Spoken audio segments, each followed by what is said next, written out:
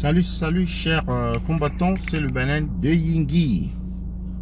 Bonsoir et bon dimanche à tous. Bienvenue dans ce direct.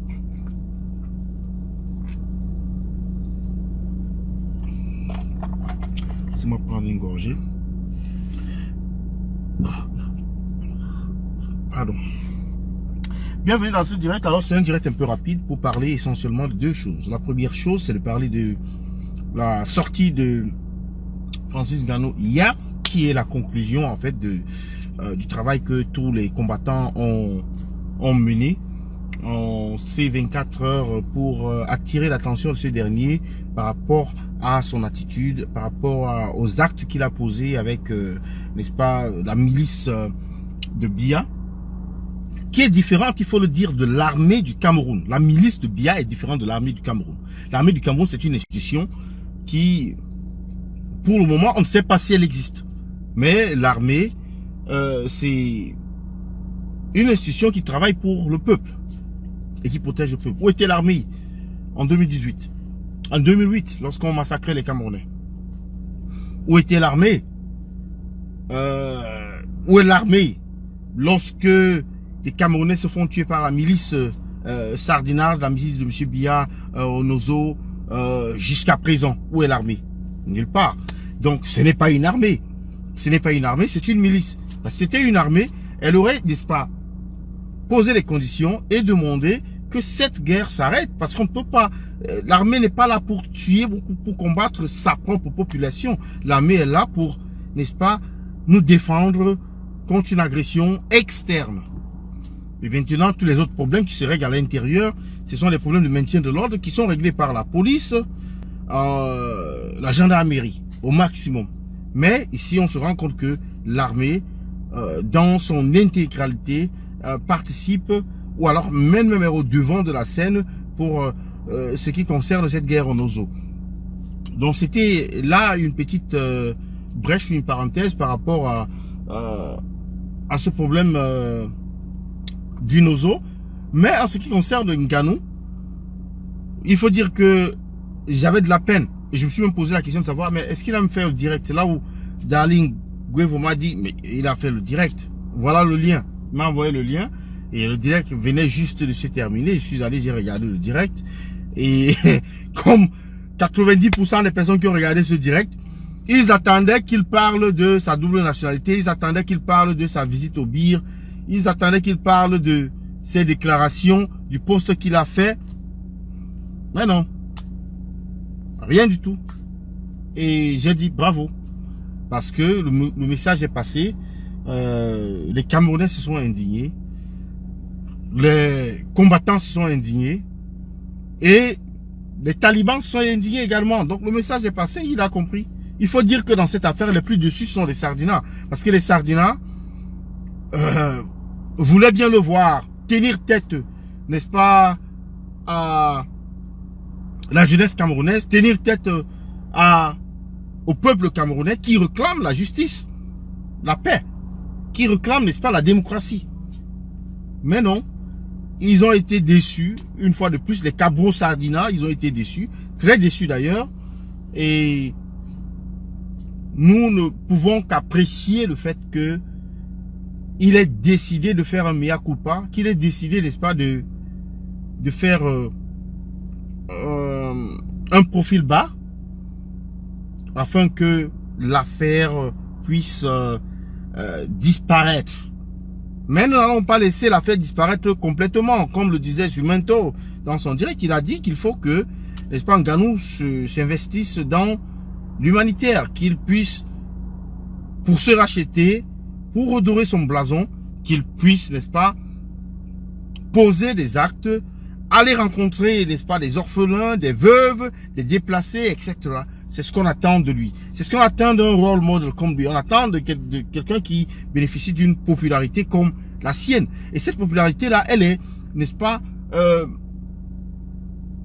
elle est supportée ou elle est en fait activée ou elle est, comment je peux dire, elle existe cette popularité parce que la population, les fans et la population camerounaise le supportent. Nous faisons la critique, mais elle est une critique constructive. Nous ne voulons pas détruire Ngannou.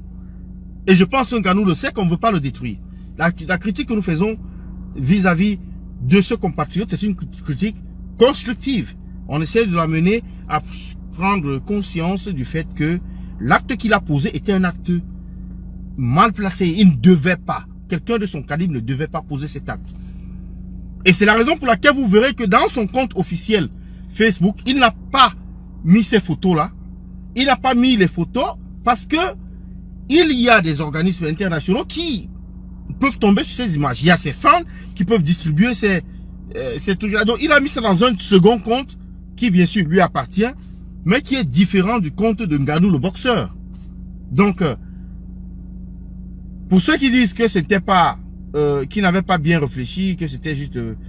mais non, il a bien réfléchi, parce que s'il n'avait pas bien réfléchi, il aurait également mis ça comme ça là sur son compte officiel, directement. Il n'aurait pas choisi de mettre ça uniquement, essentiellement sur un compte secondaire.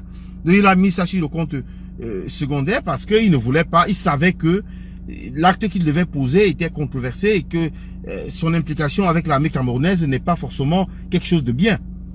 Donc, nous, néanmoins, saluons le fait qu'il se soit ravisé et qu'il ait décidé de ne plus en parler parce que en réalité, qu'est-ce qu'il devait dire? Il devait seulement empirer la situation, il devait seulement continuer à ajouter de l'huile sur le feu. Donc, le fait qu'il ait décidé de ne pas en parler, oui, certains sardinards vont dire, ah, il a juste ignoré les talibans, là, il a juste ignoré les extrémistes. Ah, maintenant, nous sommes des extrémistes. Nous sommes des extrémistes. Ah oui. Lorsque les gendarmes tirent des cadavres des Camerounais sur la route, ils ne sont pas des extrémistes. Lorsque on bloque des Camerounais qui veulent aller au sud, là, pour aller faire campagne, ils ne sont pas des extrémistes. Pour aller faire un meeting, ils ne sont pas des extrémistes.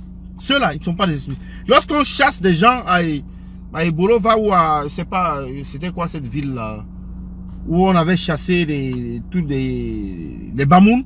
On a chassé les Bamoun, on a chassé les Bamileke. C'était pas des extrémistes. Ah oui. Mémoire sélective. Elle est vraiment sélective, cette mémoire-là. Lorsque on chasse un investisseur camerounais de la vallée d'une thème parce qu'il est de l'Ouest, ce ne sont pas des extrémistes. Non, non, non, ce ne sont pas des extrémistes. Ils sont des gentils, ils sont des personnes honnêtes, ils sont... Ouais, c'est le vivre ensemble. Lorsqu'on chasse... on dit Maurice Kamto ne sera jamais président. Un Bamileke, on ne dit même pas Maurice Kamto, laissez Maurice Kamto de côté. Mais on dit un Bamileke ne sera jamais président. Ce ne sont pas des extrémistes qui tiennent ce langage-là. Lorsque on dit que la basse est essentiellement constituée de Bamileke, alors que moi qui vous parle, je ne suis pas Bamileke, ce ne sont pas des extrémistes. Ah oui. Lorsque on... comment je vais dire ça on accuse Equinox d'être une chaîne, n'est-ce pas, de l'opposition, ce ne sont pas des extrémistes.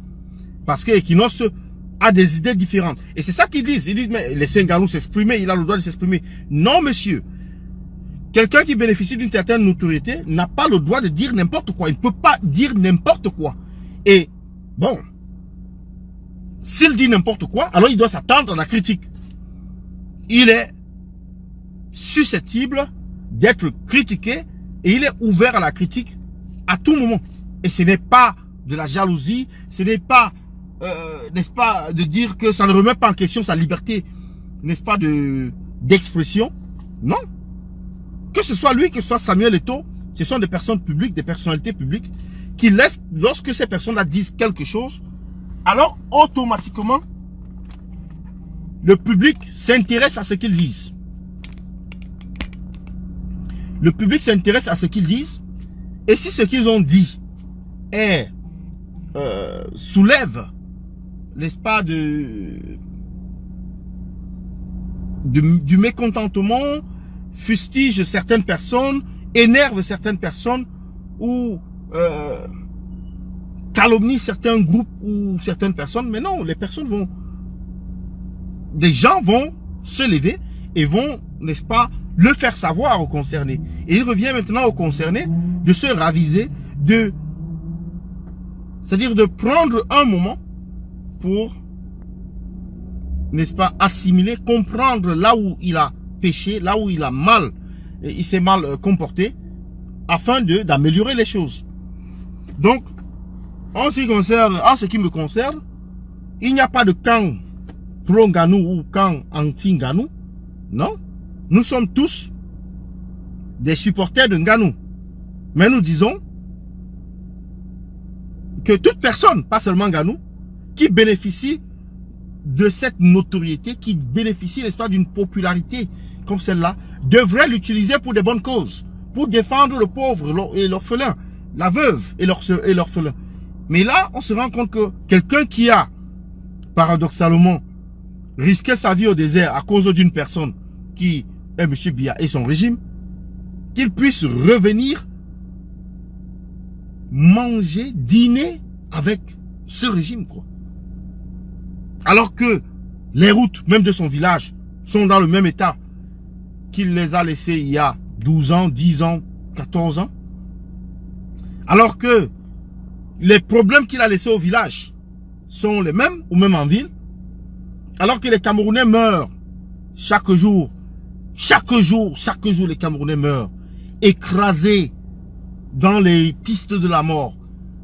Dernièrement, c'était deux personnes sur le Benskin, apparemment, à Yaoundé.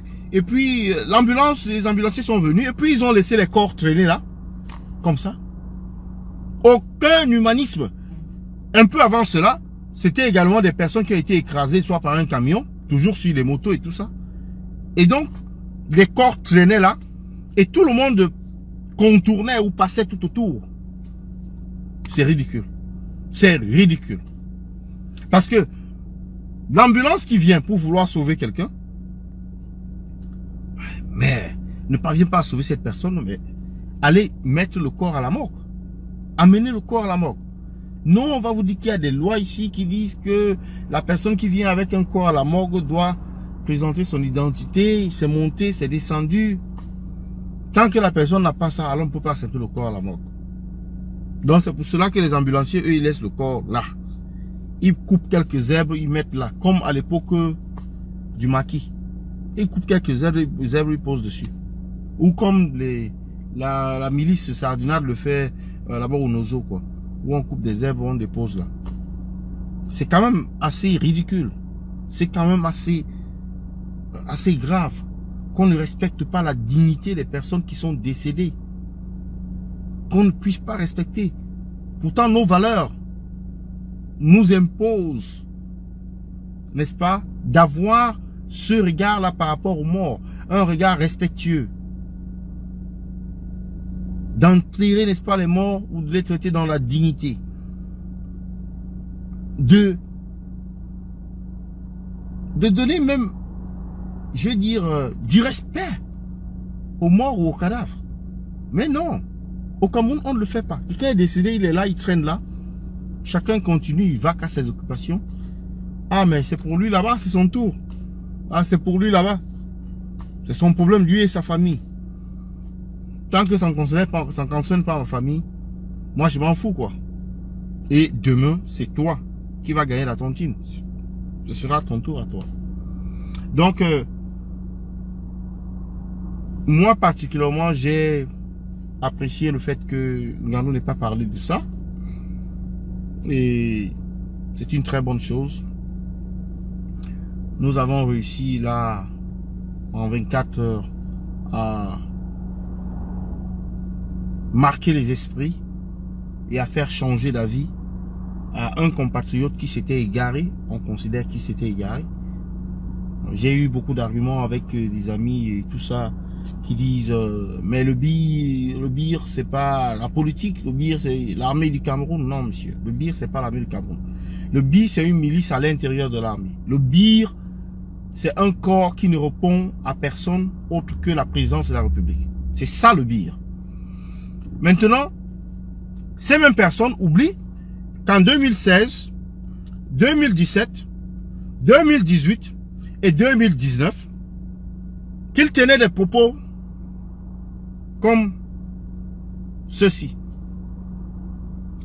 Lorsqu'on disait qu'on va aller marcher, il disait tenter le bir vous attend. Ah, tentez, le bir vous attend. Allez là-bas, le bir va bien vous chicoter. Sortez, non? Marchez. Allez à la poste centrale. Le bir vous attend là-bas. Le bir va bien vous chicoter. Si ce n'est pas ça, on disait, avis aux marcheurs, n'oubliez pas vos cartes d'identité. Cela nous aidera le bir à compter le nombre de morts.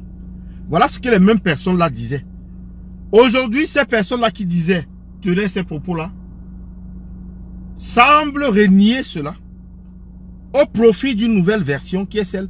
Ah, le bir, c'est une armée républicaine. Et c'est le bir qui combat, n'est-ce pas, au nord, Boko Haram. Donc maintenant, leur excuse, c'est devenu Boko Haram. Et qui combat, n'est-ce pas, les Ambazoniens, les bandes criminelles qui sévissent en Ambazonie et tout ça. Non. Le bir, c'est le bourreau du peuple camerounais. La démonstration, elle est vivante, elle est là, pour le Nozo. C'est le bir qui commet les plus grandes atrocités sur le terrain. C'est le bir qui a été nommé, qui a été indexé dans les rapports, n'est-ce pas, des organisations internationales des droits de l'homme vis-à-vis de toutes ces graves atteintes aux droits de l'homme au Cameroun. Le bir en sort comme une institution ou un groupe responsable de toutes ces tortures, de toutes ces atteintes aux droits de l'homme. Oui, les rebelles également sont responsables. Seulement, les rebelles, on ne peut pas leur tenir rigueur au même niveau, au même pied, à la même échelle qu'on le fait pour une armée. Parce qu'une armée républicaine, une armée, même pas républicaine, mais une armée quand même, elle suit certains préceptes. Elle a des règles, elle a des lois, elle a des méthodes. Et donc, elle ne peut pas être comparée à une milice mal organisée ou même quel que soit leur degré d'organisation, ça reste une milice, quoi. Où les gens vont poser des actes et faire ce qu'ils veulent quand ils veulent. Donc, le bir est une milice oppressive. Une milice d'oppression. Une milice qui est en charge de la torture du peuple. Parce que son but ultime, c'est de faire en sorte de protéger le pouvoir de M. Biya. C'est tout. Voilà la raison d'être du bir. De s'assurer qu'il n'y a aucune menace sur le mandat de M. Biya, sur le pouvoir de M. Biya. C'est tout. Donc, chers frères Nganou, nous apprécions le fait, et je parle là au nom des combattants, nous apprécions le fait que tu aies décidé de ne pas parler de ce sujet qui fâche pour rabaisser, n'est-ce pas, les tensions et pour faire changer les choses, faire avancer les choses. Maintenant, je voulais parler d'un fait divers qui est celui de M. Messanga Yamding. M. Messanga Yamding qui était à droit de réponse aujourd'hui, qui a passé tout son temps à féliciter le docteur Okara Ebode et à lui dire que non, il faut se comporter d'une certaine manière parce que maintenant vous êtes docteur, maintenant on vous a fait docteur, donc comportez-vous comme un docteur, etc.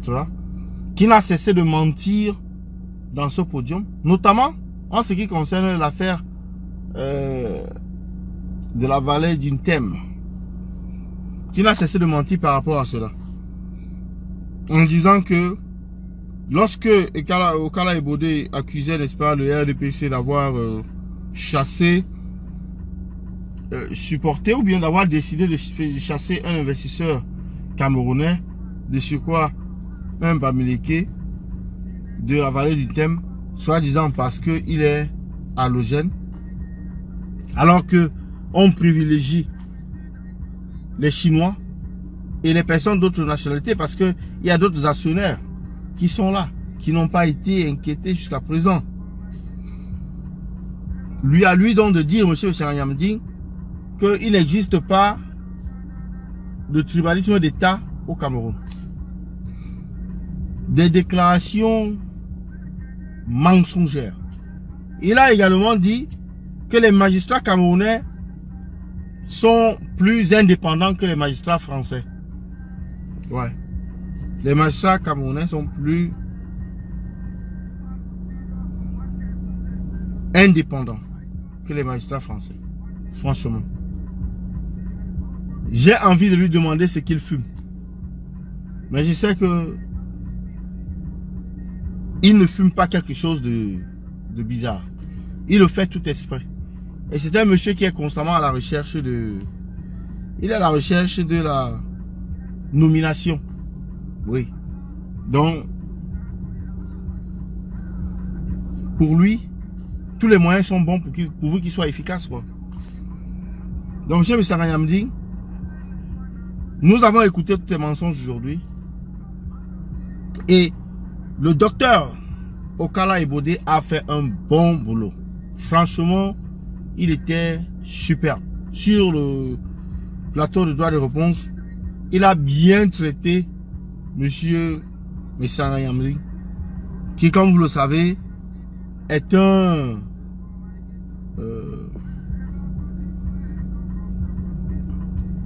monsieur, il est même comment? Alors que monsieur Saranyamding est un homme qui est intelligent, un homme, il est à la recherche de la nomination, donc cela l'amène à agir d'une certaine manière bête, ou il paraît bête. Maintenant, il le fait exprès parce que, oui, il doit travailler dans le sens d'être nominé.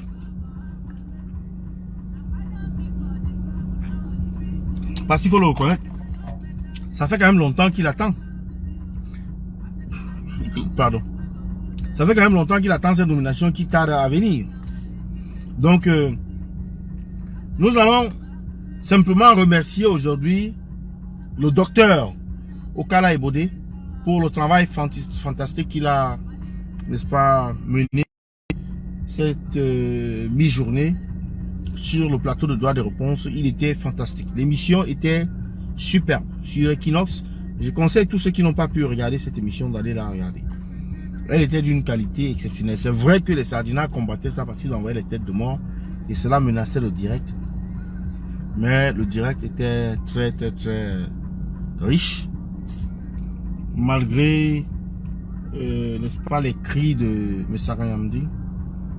Les autres maîtrisés. Ils ont réussi à le calmer. Oui, Diane. Diane, vous vous êtes pas indigné, hein? Vous vous êtes pas indigné. Mais